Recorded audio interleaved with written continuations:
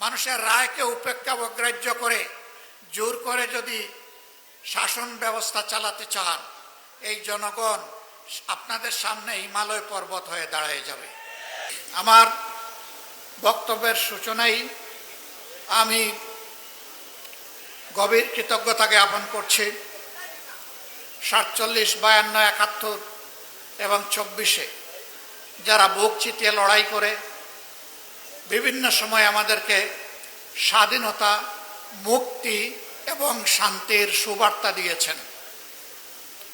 বিশেষ করে 24-এ যারা লড়াই করে শহীদ হয়েছেন, আমি সেই শহীদ পরিবারগুলোর প্রতি গভীর কৃতজ্ঞতা জ্ঞাপন করছি এবং আল্লাহর দরবারে মকবুল শহীদ হিসাবে এই সমস্ত শহীদদেরকে গ্রহণ করার জন্য আরজ করছি।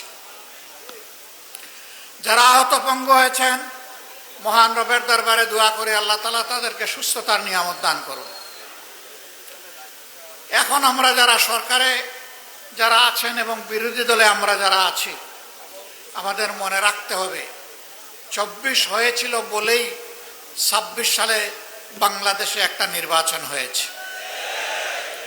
24 যদি না হতো 26 সালে বাংলাদেশে কোনো নির্বাচন হওয়ার কথা ছিল না। সুতরাং যাদের রক্ত এবং ত্যাগের কারণে আজকের এই সংসদ, সরকার, বিরোধী দল তারা যদি এই সমস্ত শহীদ পরিবার, আহত পঙ্গু ভাই বোনদের প্রতি অবজ্ঞা এবং উপহাস করেন, অবহেলা প্রদর্শন করেন, এটি নিজের সাথেই গাদ্দারির সামিল হবে। আমরা অনুরোধ করব এই সমস্ত লড়াকু যোদ্ধাদের অবদানকে কেউ যেন খাটো করে মেহরবানি করে না দেখেন। সম্মানিত বন্ধুগণ, এই নারায়ণগঞ্জবাসীকে আমরা আন্তরিক অভিনন্দন জানাই।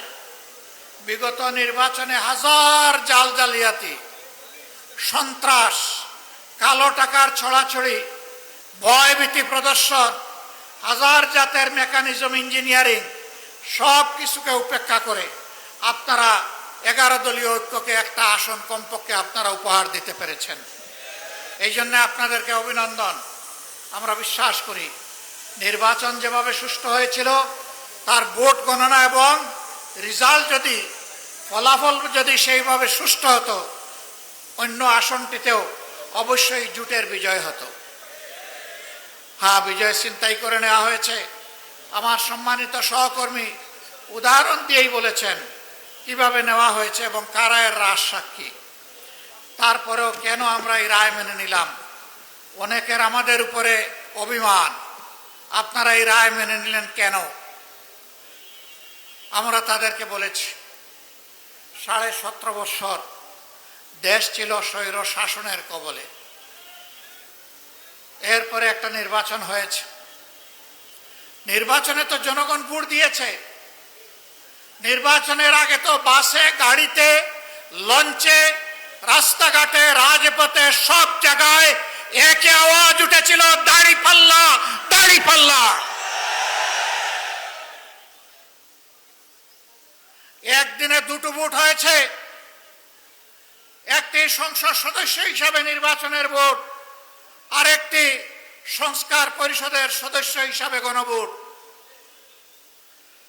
আমাদের অবস্থান সুদৃঢ় ছিল আমাদের মার্কা এবং গণভোটে হায়ের পক্ষে। বর্তমান সরকারি দল প্রথমে হায়ের পক্ষে ছিল না, তারা চুপ ছিল, নীরবে নীরবে তারা নায়ের পক্ষে ক্যাম্পেইন করেছিল। এরপরে জনরোষের মুখে পড়ে তাদের নেতাও কমপক্ষে একবার শহীদ আবু সাইদের এলাকায় গিয়ে বলতে বাধ্য হয়েছিলেন 12 তারিখ 2টি ভোট, একটা গণভোট আর একটা জাতীয় সংসদের ভোট, আপনারা গণভোটে হাতে ভোট দেবেন। আউয়াল ওয়াস্তে আখের একবারই তিনি বলেছেন। কিন্তু তিনি তো সেই দলটির নেতা। বর্তমানে সংসদে তিনি হচ্ছেন সংসদ নেতা, প্রধানমন্ত্রী, সরকারের প্রধান, বাংলাদেশের প্রধান নির্বাহী। তিনি এই যে বললেন কথাটা, সেই গণভোটে যে 66.8% মানুষ ভোট দিল, 66.8%, তাদের ভোটের মূল্যটা তিনি কি দিলেন? তিনি শপথ নিয়ে এই গণভোটকে অস্বীকার করলেন। তার সহকর্মী, যাকে বলা হয় তিনি সর্বমন্ত্রী, সব মন্ত্রণালয়ে তিনি আজানও দেন, একামতও দেন, মাঝে মাঝে তিনি সংসদে ফতোয়াও দেন। তিনি বলেছেন নির্বাচনটা যাতে হয়ে যায় এই জন্য আমরা এগুলা বলেছিলাম। লজ্জা! একটা সংগঠনের শীর্ষ জায়গা থেকে যদি জনগণকে এইভাবে ধোঁকা দেওয়া হয়, তাহলে রাজনীতি এবং রাজনীতিবিদদের প্রতি মানুষের আস্থা থাকবে কেন? মানুষ কেন রাজনীতি এবং রাজনীতিবিদদেরকে বিশ্বাস করবে? আমরা ওই রাজনীতি করি নাই, আমরা ওই রাজনীতি করব না। আমরা সংসদে নোটিশ দিয়ে 68 বিধিতে আলোচনা করেছিলাম, গণভোট যেন হারিয়ে না যায়, গণভোটকে যেন সম্মান দেখানো হয়। আমরা বলেছিলাম যারা জনগণের রায়কে সম্মান করে না তারা কখনো গণতন্ত্রপন্থী হতে পারে না। গণতন্ত্রের দাবি হচ্ছে বেশিরভাগের রায়কে সম্মান করা। যেহেতু বেশিরভাগ জনগণ, প্রায় 70% জনগণ হায়ের পক্ষে ভোট দিয়েছে, অতএব সরকারকে এই রেফারেন্ডামের যে সংস্কার প্রস্তাব সবগুলা বাস্তবায়ন করতে হবে। তারাও বলেছিলেন ভোটের আগে জনগণ যদি হায়ের পক্ষে রায় দেয় তাহলে যেই সরকার গঠন করুক আমরা এই জনরায় পরিপূর্ণ করতে মানতে আমরা বাধ্য থাকব। এখনো আহ্বান জানাই, সময় আছে, ফিরে আসেন, রেফারেন্ডাম মেনে নিন, মানুষের রায়ের প্রতি সম্মান দেখান। নইলে মনে রাখবেন, মানুষের রায়কে উপেক্ষা অগ্রাহ্য করে জোর করে যদি শাসন ব্যবস্থা চালাতে চান, এই জনগণ আপনাদের সামনে হিমালয় পর্বত হয়ে দাঁড়িয়ে যাবে। যে আমাদের রায়কে মানেন না, তাইলে এই দেশ আপনারা কিভাবে শাসন করবেন? জবাব দিতে পারবেন না। জনরায়কে সম্মান করুন। সম্মানিত ভাই এবং বন্ধুগণ, ইতিমধ্যে সরকার অনেক অঘটন ঘটিয়ে ফেলেছে।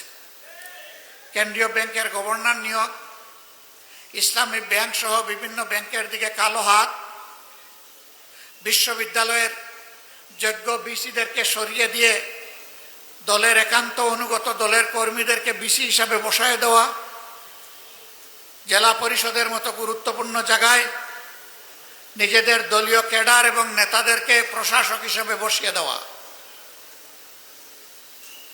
এইভাবে একটা দলীয় শাসন, একদলীয় শাসন বাংলাদেশে কায়েম করার চেষ্টা করা হচ্ছে। ইতিহাস ভুলে গেলে হবে না। শেখ মুজিবুর রহমান সাহেবও একদলীয় বাকশাল কায়েম করেছিলেন না, অর্ধ বছরও ক্ষমতায় থাকতে পারেননি এরপরে। সুতরাং একদলীয় শাসনে দেশের মানুষ মেনে নেবে না। সংসদে দাঁড়িয়ে বিরোধী দলকে তুচ্ছ তাচ্ছিল্য করার এই সংস্কৃতি চালু করেছিল আওয়ামী লীগ। সবচেয়ে বেশি গালি দিত বিএনপিকে, সাথে সাথে আমাদেরকেও একটু রাখতো, ছাড় দিত না। এখন বিএনপিও ওই পুরানা আওয়ামী লীগ যা বলতো সেই পুরানা আমলের কথাগুলা এখন তারাও জপা শুরু করেছে। যে কথাগুলা জপতে জপতে আওয়ামী লীগ গিয়ে পড়ছে দিল্লিতে, আপনারা সেই কথাগুলা জপতে জপতে কোথায় গিয়ে পড়বেন? জনগণ এগুলা খায় না, তরুণ যুব সমাজ এগুলা শুনতে চায় না। তরুণ যুব সমাজের বুকের ভাষা বুঝার চেষ্টা করুন, নাইলে ভুল করবেন। আমরা আশা করতে চাই সরকার তারা নিজেদের ভুল নীতি পরিহার করে জনকল্যাণমূলক জনবান্ধব নীতিতে ফিরে আসবে। সম্মানিত ভাইয়েরা, একটা বড় বাজেট দেওয়া হয়েছে, অসুবিধা নাই। বাজেট দেওয়ার দায়িত্ব সরকারের, বাস্তবায়ন করার দায়িত্ব সরকারের। শুধু এতটুকু বলবো, গত 15.5 বছর এই বাজেট থেকে যেভাবে আওয়ামী লীগ আর তার দূষররা 29 লক্ষ কোটি টাকা চুরি করে নিয়ে গিয়েছিল, সেই পথে আপনারা হাঁটবেন না। তবে কিভাবে আস্থা রাখবো? কারণ সরকার গঠন করার আগে এবং পরে আপনারা তো চাঁদাবাজদের হাত আপনারা আটকাইতে পারেন নাই। একটা চাঁদাবাজকেও আপনারা শাস্তির আওতায় আনেন নাই। ঘুষ দুর্নীতি বন্ধ করেন নাই, বরঞ্চ তার মিটার আগের থেকে বেড়ে গেছে। যদি এই অবস্থা জারি থাকে তাহলে জনগণের জায়গায় তার ভাগ্য নিয়ে কুমড়ি খাবে। আর কিছু দলকানা কিছু মানুষ এবং কিছু গোষ্ঠীর হয়তো ভাগ্যের পরিবর্তন হবে। বাংলাদেশ আর এটা দেখতে চায় না। নারায়ণগঞ্জ একসময় এটাকে প্রাচ্যের ডান্ডি বলা হতো। এটা ছিল শিল্পের রাজধানী, ঢাকা ছিল প্রশাসনিক রাজধানী, নারায়ণগঞ্জ ছিল শিল্পের রাজধানী, চট্টগ্রাম ছিল বাণিজ্যিক রাজধানী। ঢাকার জায়গায় আছে। নারায়ণগঞ্জ তার গৌরব হারিয়ে ফেলেছে, বরঞ্চ মাঝখানে এটা সন্ত্রাসের রাজধানী হিসাবে পরিচিত হয়েছিল। তো কি আপনাদেরই ছেলে, তার হত্যার বিচার কি এই নারায়ণগঞ্জের মানুষ আজ পর্যন্ত পেয়েছে? পায়নি। শুধু কি তকি 8 খুনের কথা কি আমরা ভুলে যাব?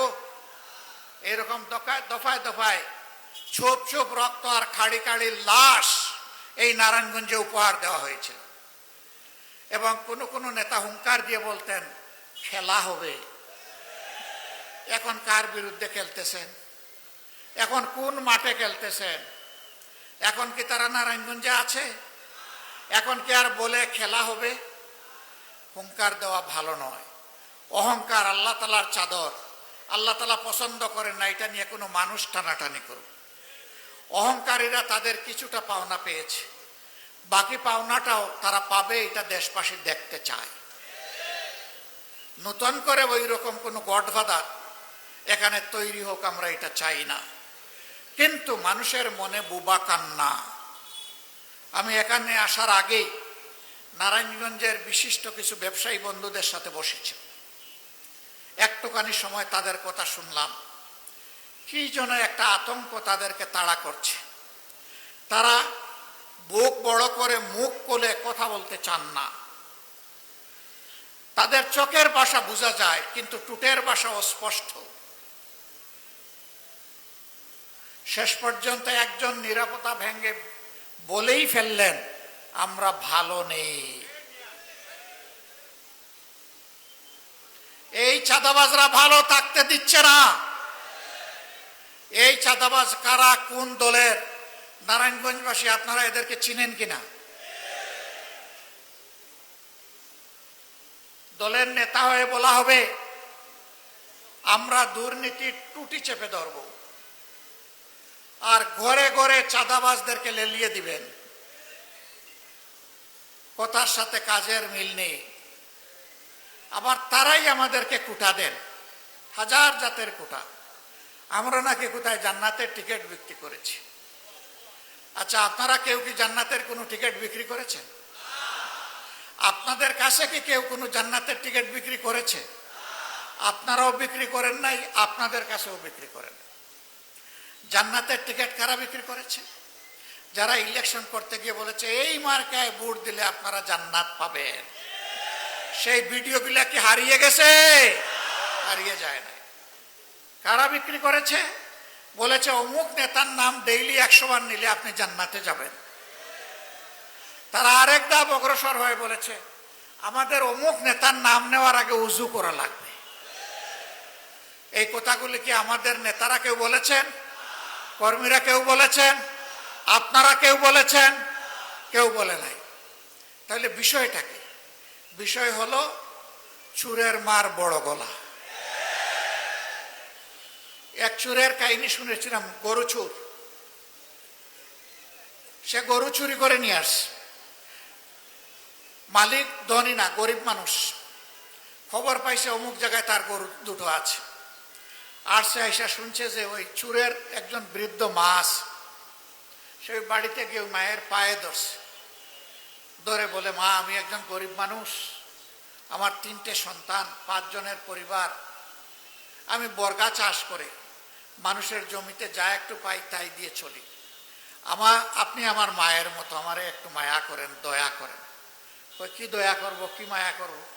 কই যে আপনার ছেলে আমার 2টা গরু নিয়ে এসেছে, আমি ধার দেনা করে কিছু টাকা নিয়ে এসেছি, একটু এইগুলা রেখে আমার 2টা গরু দিয়ে দেন।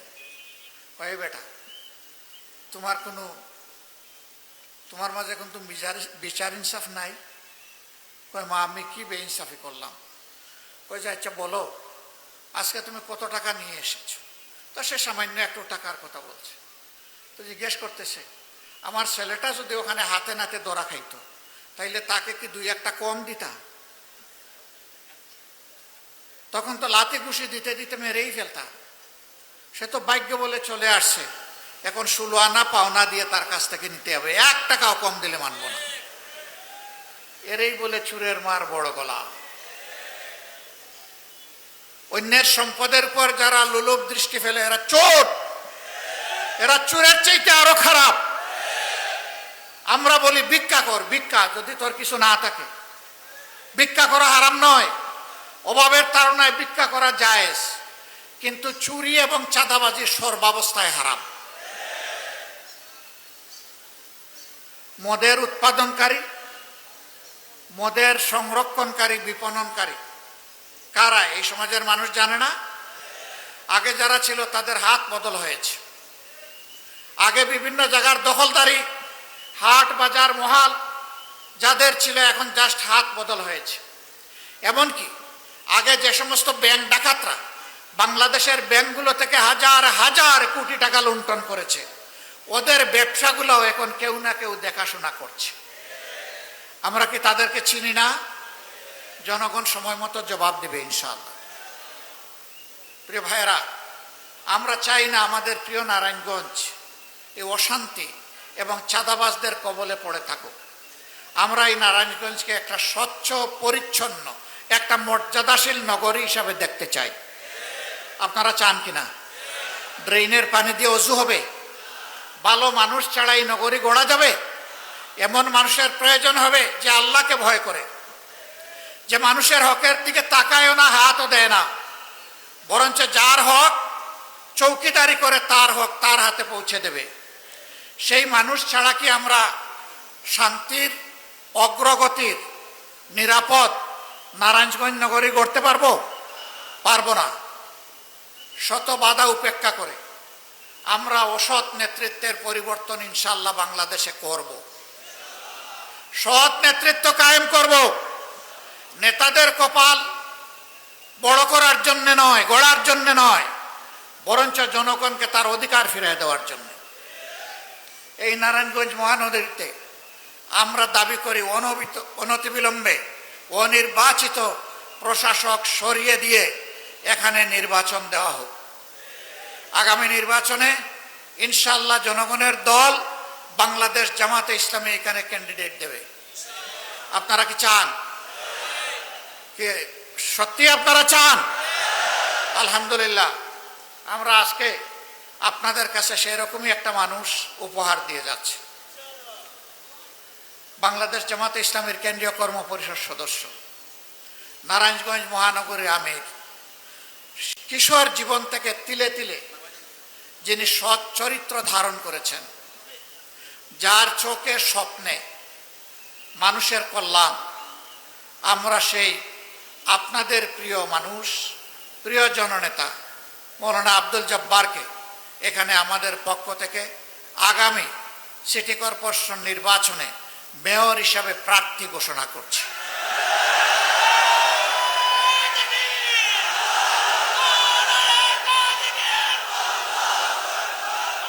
সংগ্রামী সহকর্মীবৃন্দ, অনেক দল প্রার্থী ঘোষণা করেছে, আরো অনেকে করবে।